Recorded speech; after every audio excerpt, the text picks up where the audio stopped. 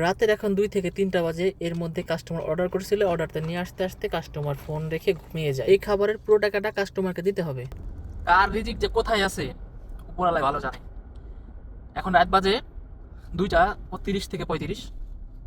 Customer order দিছে, এই যে ফোন দিতেছি ফোন ধরে না, এ ঘুমাই গেছে নাকি আল্লাহ জানে। দেখেন এই যে কাস্টমারের অর্ডার, পেপসিও আছে, খাবার দিছে অর্ডার, এখন ফোন দিতেছে অনেকক্ষণ যাবত ফোন ধরে না। পরবর্তীতে কোম্পানি ফোন দিয়ে অর্ডারটা ক্যান্সেল করে দেয়।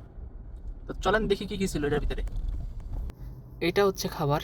এই খাবারটা হচ্ছে একটা ব্রুস্টেড অর্ডার করছিল কাস্টমার, একটা পেপসিও ছিল সাথে। যেহেতু কাস্টমার অর্ডার করে অর্ডারটা রিসিভ করেনি, এই খাবারের পুরো দামটা কাস্টমারকে দিতে হবে।